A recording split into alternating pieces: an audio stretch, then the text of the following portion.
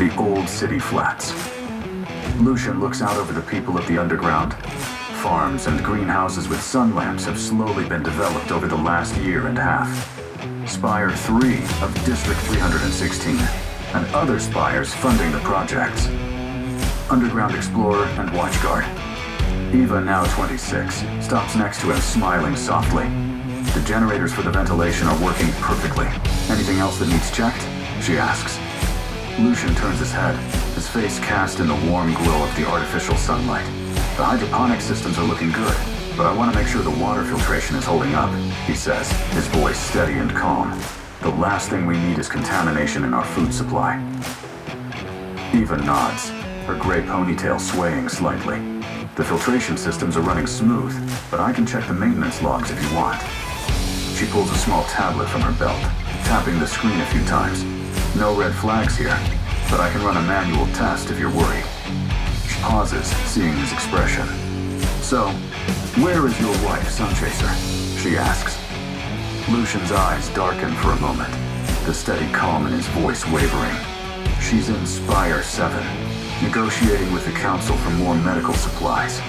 His knuckles tighten on the railing. They're still resisting full support. Wait, which Spire 7? The one that banned her from living in their spires? Eva frowns.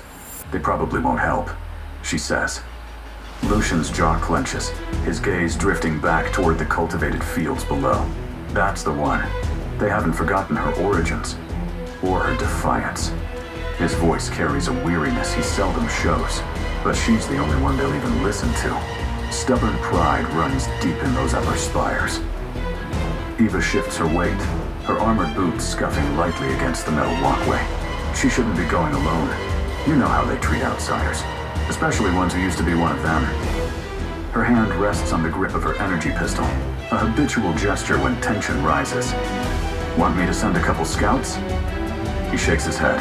No, she's been there a few times to negotiate other things, he tells her. Eva's lips press into a thin line, her fingers still resting on the grip of her weapon. Her words are laced with frustration, her brown eyes meeting his gaze. That's a hell of a risk, Lucian. Spire 7 doesn't play fair, and you know it. Lucian's grip on the railing tightens, the metal creaking under the pressure.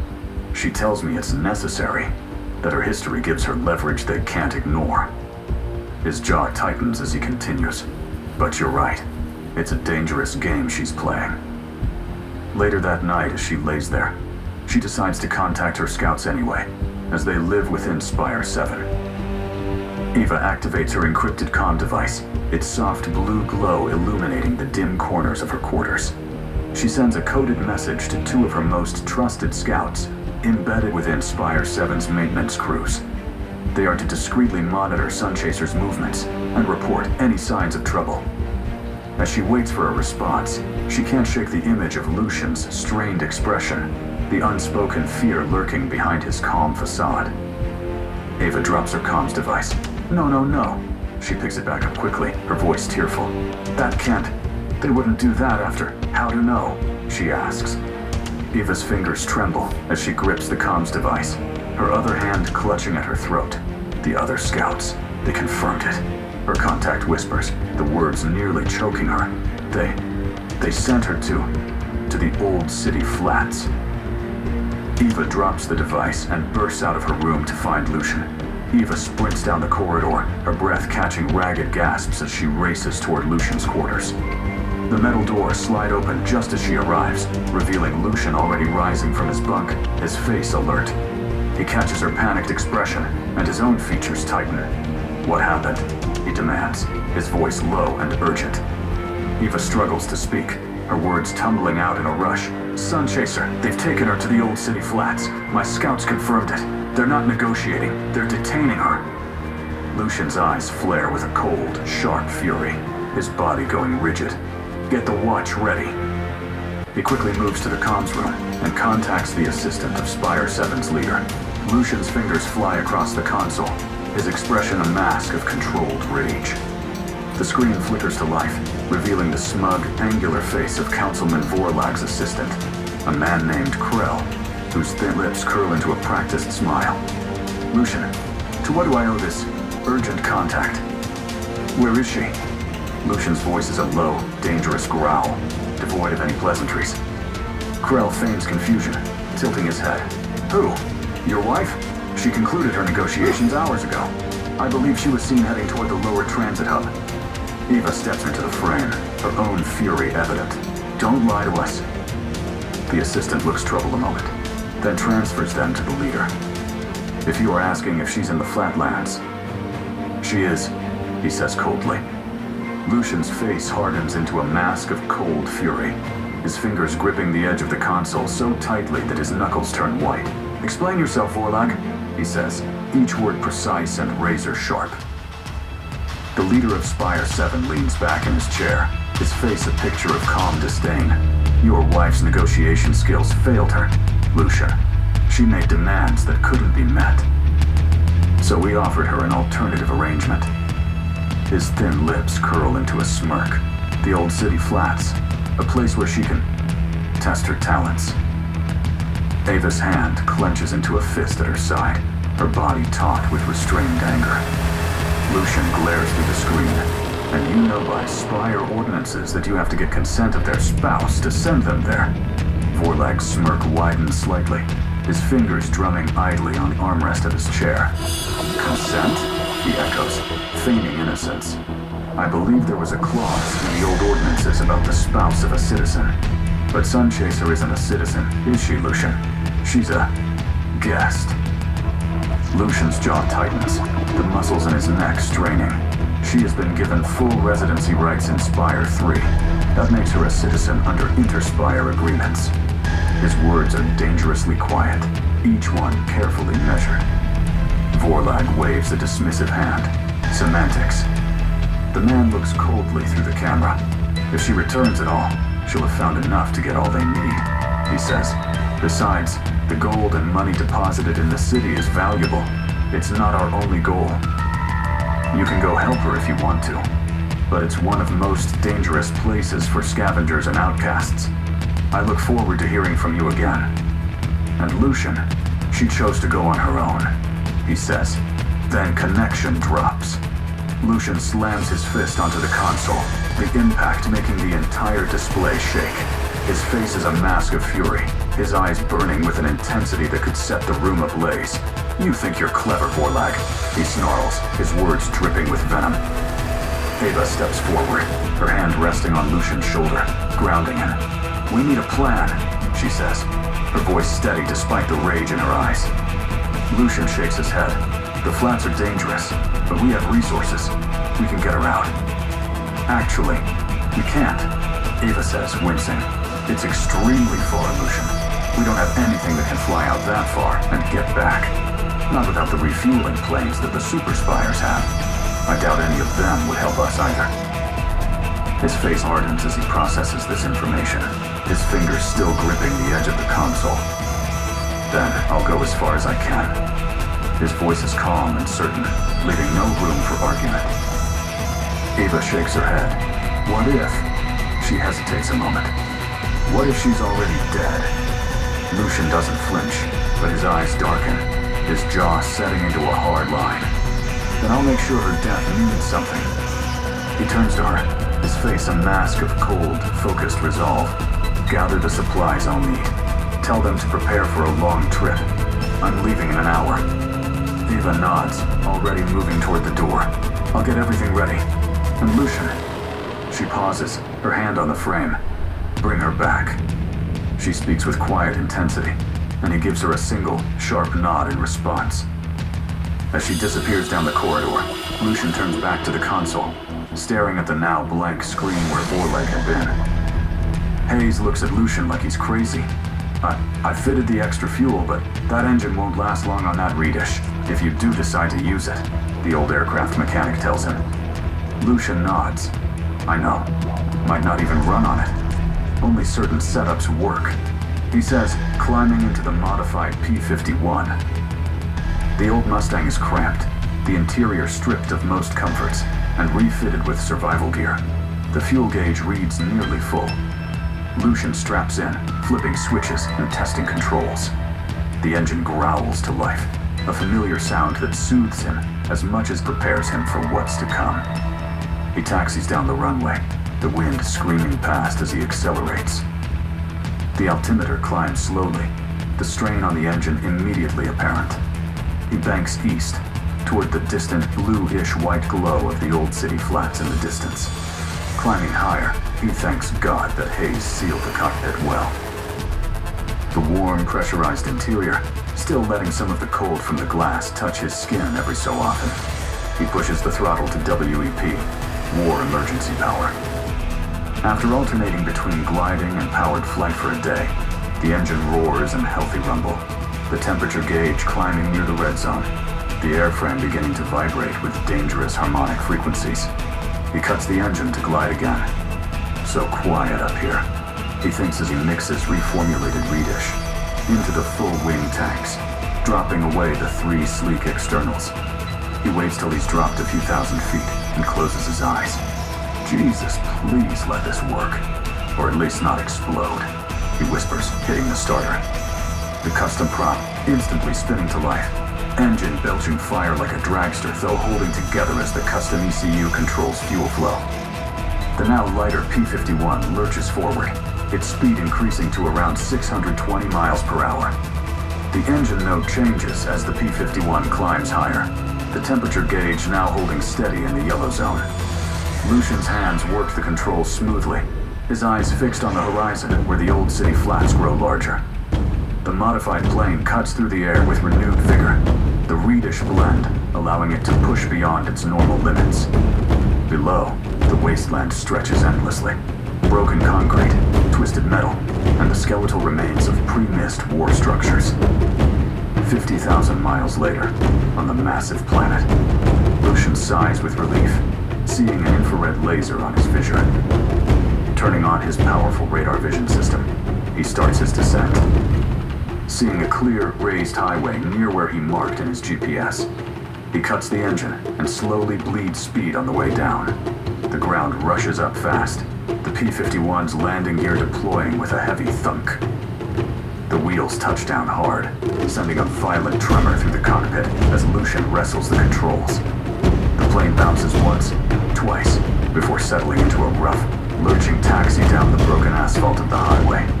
Chunks of concrete crumble under the tires as he brakes hard. He taxis to the shoulder, coming to a stop near a twisted overpass. The silence is deafening after the roar of the engine. Lucian unbuckles, his muscles protesting from time of sustained flight. He sits looking around as the P-51 launches stealth mini-drones that locate the direction of the marked area, zipping off to search a 1-mile square area. The drones return footage within minutes, their cameras showing 3D radar images. Lucian pulls up the feed on his helmet display. His stomach drops. A sprawling camp, with tents and crude structures scattered across the ruins. But what stops his breath is the cluster of black-clad figures in the center, surrounding what appears to be a prisoner. He zooms in. SunChaser. She's on her knees, hands bound, head down. Standing nearby is a tall figure with a long coat, a creature of some kind. Lucian gasps. They sent her to bargain with the man-eaters. He thinks in horror.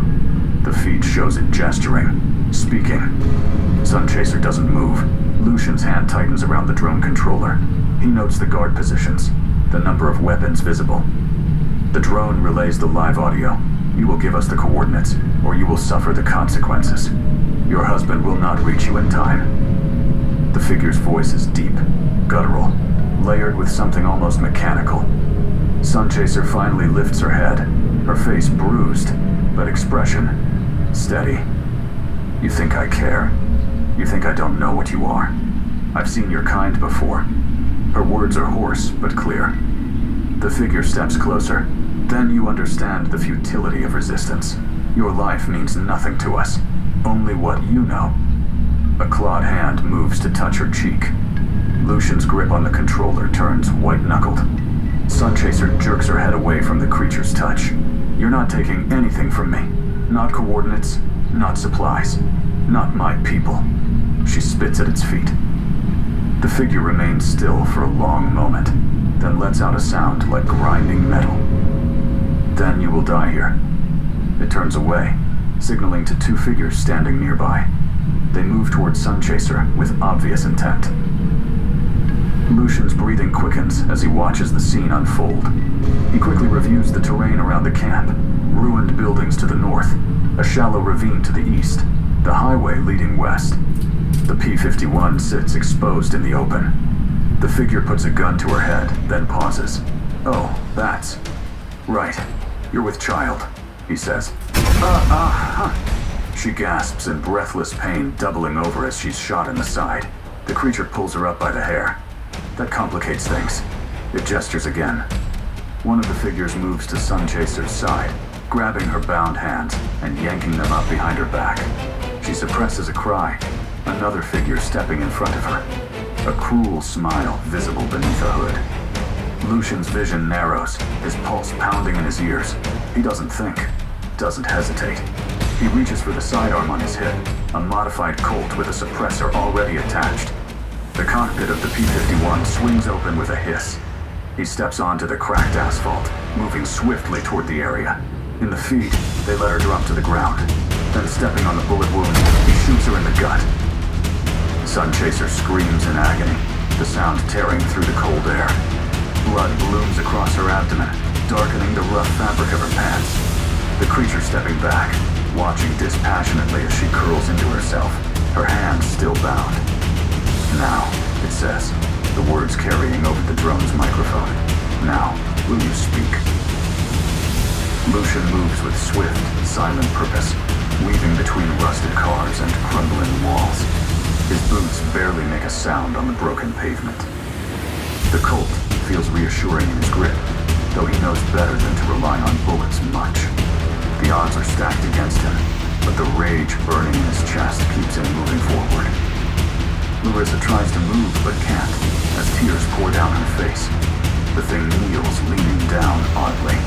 It can take hours or days to die from these.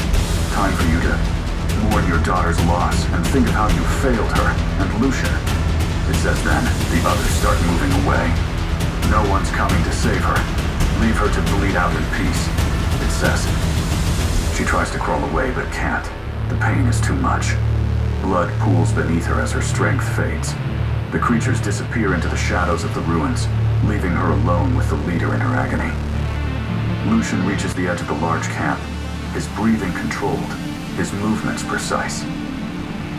The leader walks over to her, grabbing her face, making her look at him, a hand gripping her throat. Uck, she gasps.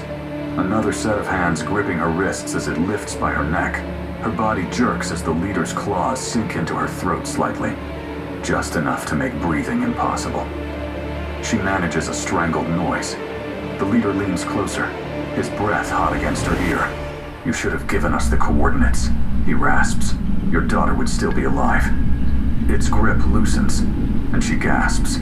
"I'll never tell you where the underground is. They aren't farm animals." "You bastard. Maybe, but they just taste oh so good," he says as he drops her, then vanishes into the mist. She gasps, shuddering in pain, as the mist shifts around her, unable to see anything. She lifts her head, looking towards a noise. Unable to move, she sees a shadow loom over her as she passes out. The next day, Lucian sits next to Larissa's bed as he watches the thick mist outside the window. Ava's hand tightens on his shoulder. She hadn't said much, hadn't needed to. The silence between them thick with unspoken words. He stares at the bandages wrapped around her midsection, at the IV line feeding nutrients into her bloodstream. Ava had said she was lucky. If the bullet had hit differently, she wouldn't have made it at all. But the damage was severe. Internal bleeding, organ trauma, infection risk. The baby had been gone before they even found her. Ava had told him that much earlier, but he hasn't processed it. Couldn't process it yet. Larissa stirs weakly. Her eyelids flutter open, unfocused at first, then settling on Lucian's face. A faint sound escapes her, something between a gasp and a sob. Her fingers twitch toward him, too weak to actually grasp. "You came," she whispers, rough and hoarse from the trauma. Lucian doesn't answer immediately. He swallows hard, his throat tight. When he finally speaks, his words come low and rough. I always come for you. Larissa's gaze wavers, pain and something deeper flickering in her face. Her fingers brush his wrist, the contact almost imperceptible. I tried, she says, the words cracking. I tried to hold them off, but they... Her voice breaks, tears tracking down her pale cheeks. The machines around her beep steadily, monitoring her vital signs. Outside the window, the mist continues its relentless dance, occasionally revealing glimpses of the ruined city beyond. Lucian reaches for her hand, his large fingers enveloping her smaller ones. The contact is warm, solid, real. He doesn't know what to say. There are no words that can undo what happened. So he just sits there, holding her hand, his thumb tracing small circles. Larissa turns her head away, closing her eyes, her breathing hitching as the IV pump beeps. The baby, she says after a moment. Is it? Her voice fades as the words hang between them, raw and unspoken. The machines around her pulse steadily, counting the seconds of her recovery. Lucian's grip on her hand tightens, his jaw clenching as he processes her question. He shakes his head, unable to say it, and she turns away, gasping. Ava steps closer to the bed, her boots clicking against the sterile floor. She places a hand on Lucian's shoulder, her touch firm and steady. She's stable, Ava says quietly, her voice cutting through the tension. And aren't you glad I stowed away now? Something just told me I needed to come along, she says, moving to sit across from him. Larissa's fingers tremble against Lucian's. She doesn't open her eyes, but her breath shudders. I'm sorry, she whispers. Lucian exhales sharply through his nose, his fingers tightening around hers. You don't get to say that, he says, his voice rough.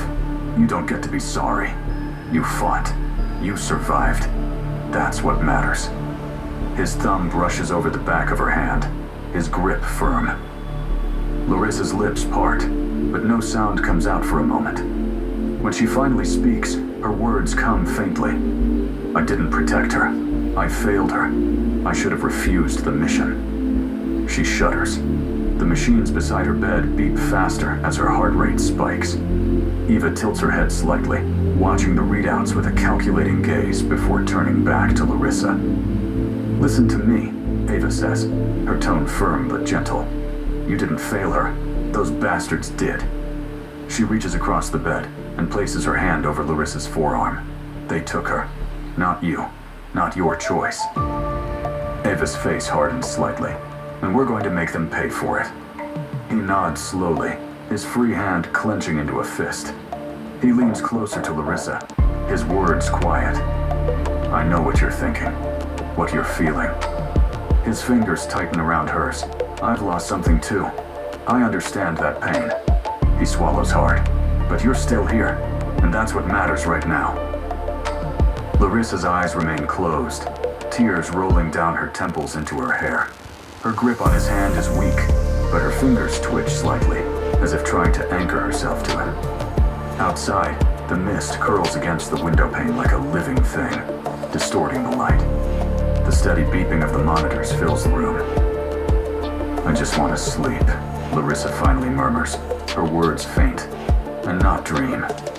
Her breathing evens out, the rhythm of her heart slowing on the monitor. After giving her a sedative, Eva looks over at Lucian.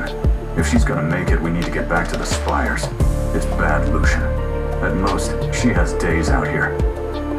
She says, crying.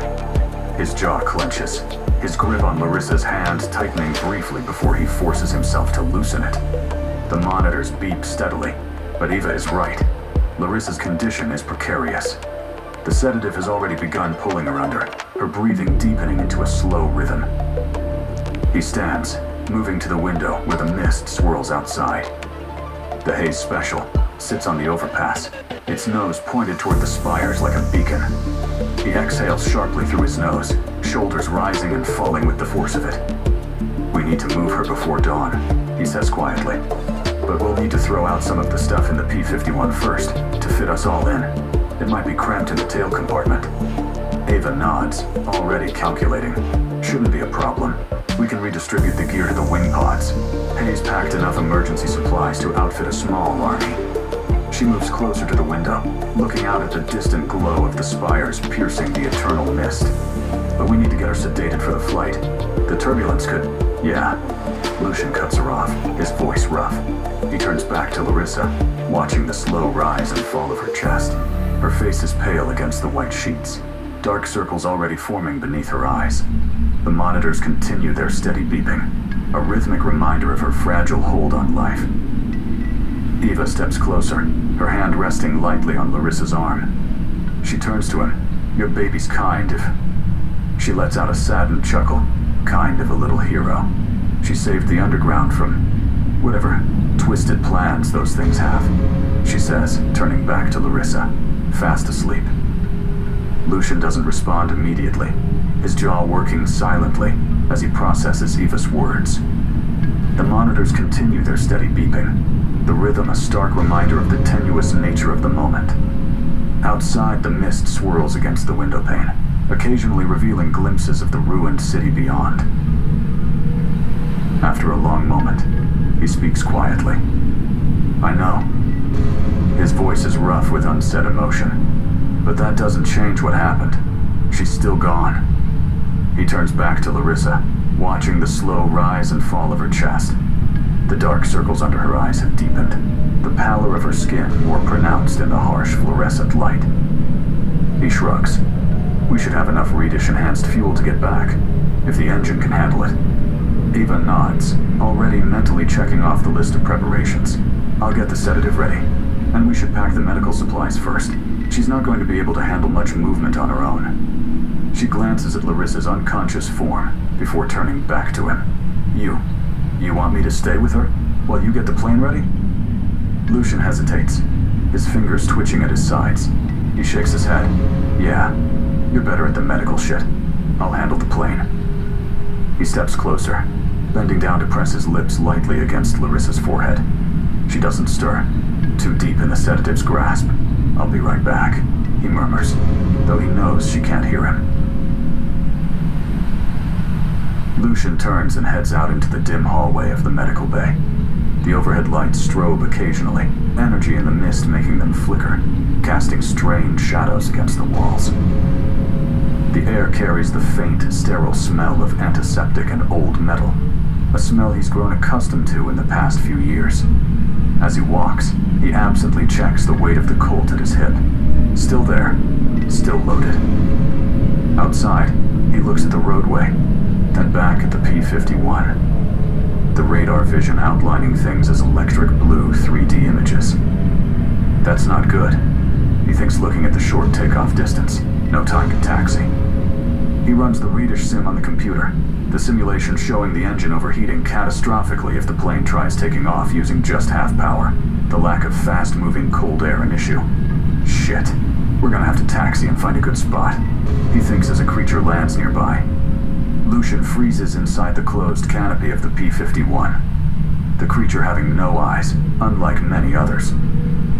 It stops, listening, then takes to the air again, and after a moment, he exits the plane, moving quickly and quietly toward the medical bay, the creature's presence setting his nerves on edge. He rushes through the halls. Whatever it wasn't one of the mindless drones that usually patrol this area. It sniffed and knew something odd was around, he thinks. The corridors are empty, except for the occasional drip of water from the ceiling and the distant hum of generators. Inside the medical bay, Eva has Larissa prepped with IV lines and a portable oxygen tank. The sedative's starting to wear off, she says quietly, checking Larissa's pulse. We need to move soon. Lucian nods, already moving to help Eva secure the medical equipment into the waiting cases. The process is methodical, but quick. At the exit to the hospital, Lucian pauses, looking through the mist, the eerie blue glow of the radar vision pulsing softly. He aims his rifle up and sweeps both sides, then exits, waving for Eva to follow with Larissa. Eva wheels Larissa out, moving as gently as possible over the cracked concrete. The cart's wheels clatter against rusted steel, the sound carrying further than Lucian would like. He keeps his rifle ready, eyes scanning the shifting mist.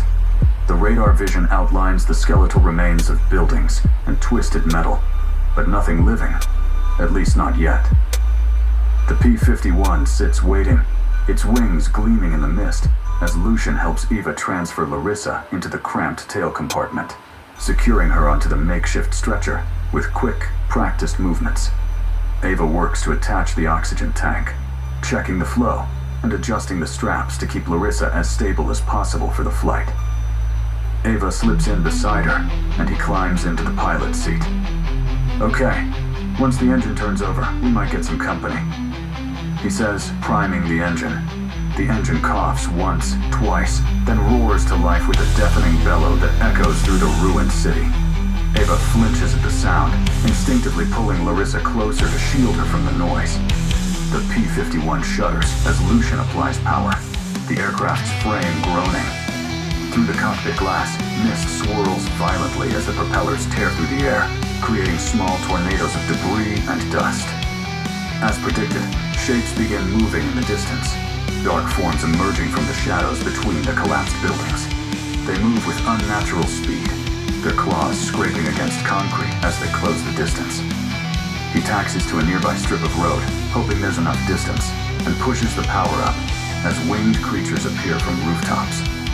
The P-51 lurches forward as the engine struggles against the thick air, the wings shuddering violently as Lucian pushes the throttle. The aircraft strains against the weight of the passengers and equipment, the propeller blades fighting through the viscous mist that clings to the metal like wet cotton. Eva clutches Larissa as the plane bounces over debris and potholes, the wheels screeching against concrete. Behind them, the creatures have begun their pursuit. Their inhuman shrieks pierce the air as they launch themselves from the rooftops, their leathery wings beating in unison. One of them slams into the tail section with a sickening crunch, but Lucian doesn't look back. He keeps the yoke pulled back, feeling the plane's resistance as it tries to break free from the ground. The altimeter starts climbing, 20 feet, 30, 40. Then the engine screams as it begins overheating. The plane lurches sickeningly. The first of the pursuing creatures clamps onto the fuselage. Eva screams as the P-51 tilts dangerously, the left wing dipping toward the ground. Lucian fights the controls. Damn it, I have to push it. Hold up, you old Mustang, he whispers, pushing into emergency power. The prop tips shatter the sound barrier, creating a buzzy, sickening roar that shakes their bones. The plane accelerates. The creature, its claws screeching against the metal, but it refuses to let go. The temperature gauge climbs toward the red zone as the engine, starved for air, burns hotter than ever before. The airframe shudders violently. Eva braces herself against the bulkhead as Larissa's stretcher bumps and shifts, her limp form rolling slightly before settling. Lucian grits his teeth, holding the yoke steady as the nose finally lifts from the ground again. The creature glares at him, but falls away as its claws rip free. Climbing fast, he hits the aircraft's optimal turning speed and rolls. In his heads-up display, a creature in the 3D radar, trying to claw the wing of the plane's 3D representation as they pass. The P-51 climbs sharply, its engine howling in protest as Lucian pulls the nose up and around in a tight turn. The mist swirling violently in his wake, torn apart by the propeller and the sudden updraft. Below, the pursuing creatures shriek in frustration, their wings beating furiously as they attempt to match the plane's ascent. One of them clips the P-51's right stabilizer, but the damage is minimal. Eva braces against the bulkhead as the aircraft pitches and rolls. Climbing, Lucian announces, more to himself than them. Eva, hold on to her. We might have to dogfight these things, he says, flipping a switch. The flames in the exhaust shrink. The gas is redirected to ports in the tail, wings, and body, acting as low-tech thrust vectoring. The P-51's wingtips suddenly erupt with bursts of flame as he levels off at 10,000 feet to ground. The creatures below hesitate, momentarily stunned by the display, their wings faltering in the updraft. Then, as one, they begin their ascent, their shrieks echoing through the mist as they close the distance again. Lucian twists the yoke, the P-51 responding with surprising agility for its age. He rolls to the right, then kicks into a split S, inverting the aircraft and dropping like a stone. The creatures screech in confusion, their flight patterns disrupted by the sudden move. Lining up his crosshairs, he pulls the trigger, and his 6.50 caliber guns open up. The guns roar, the heavy shells tearing through the mist as Lucian tracks the nearest creatures. Two of them explode in midair, their bodies ripped apart by the hail of bullets. The others scatter, banking away from the deadly fire. But one isn't fast enough. It takes a round through the wing, the membrane shredding instantly. The creature spins wildly, losing control as it spirals toward the ground. Lucian doesn't stop. He banks hard left, pulling back the power to lessen the engine's torque on the plane.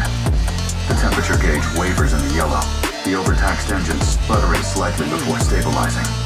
Flipping violently as flames spew from the right wing, the airframe groans and shudders, but holds together. A large creature's claws scraping along the belly as they dive. He pushes the power up as it latches on, hugging the body. Oh boy, this will be a first for me. He thinks as the props exceed the speed of sound and fall out repeatedly. Condensation builds, the P-51 shuddering as it nears Mach 1 in the dive. The creature clings to the craft, and then the modified P-51 pulls itself through the sound barrier. Shuddering violently as a sonic boom erupts around the fuselage and wings. The pressure blast rams the creature's body, and it's peeled away, the airframe taking slight blast damage, collapsing in slightly, as if gripped by a fist. Gah, fuck. Eva cries as it pins her foot. The speed sustained for several seconds of high pressure, bone-rattling boom. The P-51 shaking as if it will fly apart any moment. The plane falls below the speed of sound as Lucian struggles to pull the nose up, the mist being pushed aside by the air around them. Eva laughs, looking through the shattered window and cracked mirrors. A tunnel of light shining in the clear air through the mist, their sonic boom and subsonic passage making a path. Splitter of the mist, she whispers. The creature's far behind. Light appears ahead, and they rocket above the mist line. The temperature gauge drops as the engine stabilizes at altitude. The P-51 levels out, the wings no longer bleeding flame, the reddish mixture having the engine just into the yellow. Below, the mist swirls like a living thing, concealing the creatures that had nearly brought them down. Eva exhales slowly, adjusting her grip on Larissa's stretcher. The woman stirs slightly, her eyelids fluttering. Thank God that horrendous noise is gone. She mumbles. Lucian's hands relax on the yoke, though his shoulders remain tense. He speaks quietly. We'll be home soon. Just a little longer. The P-51 hums steadily now at half power, but its top end normal speed. Lucian's canopy's cracked, but intact. The overpressure damages making higher flight impossible. Eva huddles with Larissa in a thermal blanket as the first night sets in. You still with us, SunChaser? Eva whispers in her ear. Larissa's eyes flutter open, the sedative wearing off as her hand weakly grips Eva's sleeve. Her voice comes out hoarse and strained. How long have I been out? She shifts slightly, wincing as pain radiates from her abdomen. The thermal blanket doing little to combat the chill seeping through the P-51's damaged fuselage. Through the cracked canopy, the first stars begin to emerge from the gathering darkness above the mist. Eva checks Larissa's pulse, and the medical readings on the small device clip to her wrist. 3 hours, maybe 4. You lost a lot of blood, SunChaser, but you're strange for a human. I've heard rumors, but you are heroin, and he's him. Stronger and tougher than normal people. A normal person would be dead long before now, she says. Larissa chuckles, wincing. Yeah, that's us. She nods. Not invincible, though. How did you figure that out? Eva shrugs. I had to cut some things. And the scalpels. I thought they were dull, but tested them beforehand. And razor sharp. To blunt in a few swipes. That's not normal, and kinda cool, she says. Larissa smirks. Me and Lucian always had a way with the impossible, I guess. She murmurs, her fingers tightening slightly on Ava's sleeve as P-51 hits some turbulence. The damaged canopy shudders, She adjusts the oxygen flow to Larissa's mask. He'll get us home. He always does. She glances up at the back of Lucian's head. He looks ahead of them, seeing creatures coming up from the mist trying to intercept them in the shade. He fires the .650 calibers, rounds streaking through the twilight. As Mechanic Hayes looks out over the morning light shining on the runway, the AC-130 comes in for a perfect landing. Its hooks catching the arresting lines like clockwork. Been a full week since Lucian's went out into the mist, he says to Ivan. The other man nods, arms crossed, watching the cargo ramp lower. Yeah, he says, stepping forward as the first personnel emerge. Soldiers unloading supplies, medics rushing to the cargo hold. Hayes lets out a low whistle. That baby took a beating. Ivan looks towards the flats, then sees a cloud of creatures in the shade, shredded by tracers. The drone of an overworked P-51 in the distance. Hayes! He calls out, pulling his binoculars. Hayes snatches the binoculars and adjusts them, his brow furrowing as he spots the damaged P-51 weaving through the sky. Jesus, he's running on fumes and raw nerve at this point. The engine stutters audibly as Lucian banks around the thermal column rising from the mist, the right wing trailing smoke. He's coming in too hot, though. The undercarriage is shot. Gonna have to belly it in. Ivan watches as the P-51 rolls to a dive, firing at creatures, cutting it off. Get our planes out there to cover them, he shouts. Hayes barks orders to his mechanics, and the hangar erupts into activity. All available birds scramble. Cover pattern Sigma 7 around the landing zone. His voice carries over the noise as engines roar to life. The P-51s launch in sequence, their engines roaring as they rush to aid Lucian. Ivan grabs a radio and keys the mic. Lucian, you copy? You're coming in too hot. Undercarriage is fucked. You've got a full flight of wingmen coming up to clear your path. Just hold it together until we can get you home. The radio crackles with static and breathing. Lucian's voice comes through, strained and distant. Copy that. I've got maybe 3 minutes of fuel left. Those things are still coming up from below. I'm not sure I can get the nose up before I hit. He corrects for another thermal updraft, the P-51 shuddering as it passes through the convection currents. The creatures below continue their relentless pursuit, their leathery wings beating furiously as they climb. The radio hisses again. Tell Hayes to clear the far end of the runway. He fires his last rounds at a creature. Ivan watches the P-51's fuel gauge drop to zero, the engine coughing and dying midair. The plane becomes a glider, nose high as Lucian fights to maintain altitude. Below, his wingmen engage the creatures in a coordinated attack, their guns roaring as they shred the airborne predators. The P-51 starts its final descent, the damaged undercarriage scraping the asphalt as it touches down. Sparks fly from the contact, but the plane skids rather than cartwheels. Lucian fights with the controls, wrestling the dying bird to a stop just short of the hangar. Hayes runs toward the plane, medical staff and mechanics following close behind. As they reach the plane, Hayes curses. Damn it, Lucian, my plane. What did you do? Dogfight the night beasts, and go supersonic, he says jokingly. He sees Lucian's eyes and raises his eyebrows. Oh, you did now. That's impressive, he says as the medics carefully pull Larissa from the compartment.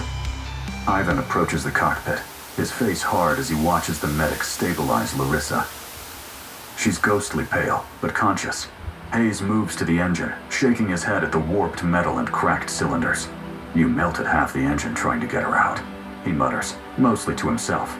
But you did it. Damn you, you did it. Lucian looks to Ava, wincing as he tests his legs. His flight suit is torn in places, the left arm soaked with blood from a gash. He nods at Hayes. Thanks for the plane. His voice is hoarse from yelling over the engine roar and the strain of flying at extreme altitudes. Lucian looks at Hayes. You built a hell of a P-51, Hayes. Handled the mix of Reedish well, too. Ran in the yellow but half power, and it crushes the normal version's speed record in level flight. Without it, we'd not be here now. I gotta go check on Larissa. Good to be back on the ground, he tells him. Hayes pats the warped engine housing, his fingers coming away black with soot and hydraulic fluid. Aye, she's a beast. Reedish mix kept her going longer than I expected, but that high-speed work cooked the pistons.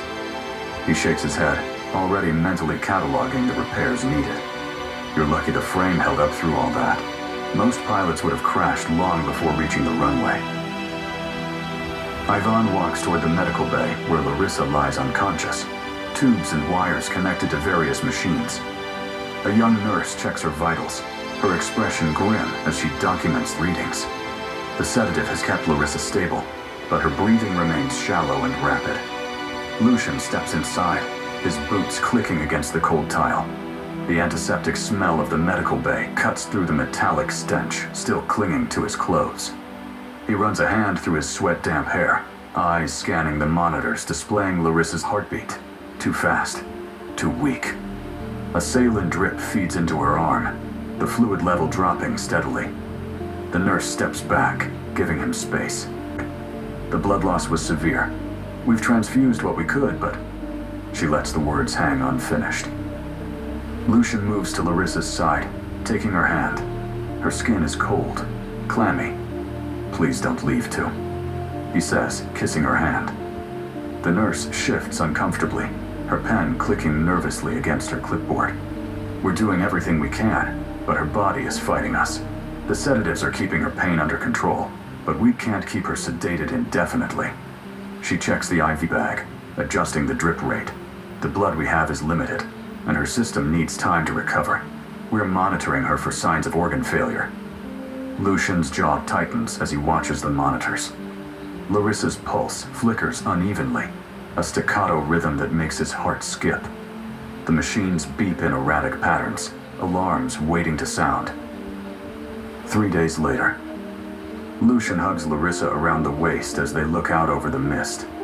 The wind is cold against their faces as the sun sets behind the spire, stretching their shadows long across the foggy abyss below. Larissa's breathing is still labored, her body weak from the ordeal, but she's awake. She leans her head against Lucian's chest, her fingers laced in his. A hospital gown billows around her, but she's out of the bed, out of the medical bay. "They took too much," she murmurs, her words soft. "But I'm still here. You got me back." Her hand tightens slightly in his. "I know it hurts she's gone, but we'll see her again someday. We just have to endure," he says. She turns in his arms, pressing her face against his chest. I wanted to be strong, to protect her, to protect you." Her words crack. "I failed at both." Lucian holds her tighter, his cheek resting atop her head. The mist swirls below, shifting like a restless ocean. "You fought for her. You held them off. You didn't give up." His hand moves to her lower back, feeling the shallow rise and fall of her breathing. "You survived. That's what matters." She pulls back just enough to look up at him, her face streaked with tears, the dying light. "I could have died out there. Should have died." Her fingers tighten around his flight jacket, pulling him closer. "But you came for me. Again." Her words waver between gratitude and grief. "Why? Why do you keep saving me when I keep losing everything?" Lucian wipes a tear from her cheek with his thumb, his expression unreadable. "Because I love you. Because I don't know how to live in a world where you don't exist." He speaks quietly, each word steady and certain. "And because you fought for her. You didn't let them take you without a fight. That's the woman I love." He presses his forehead against hers. "That's the woman I'll always come back for."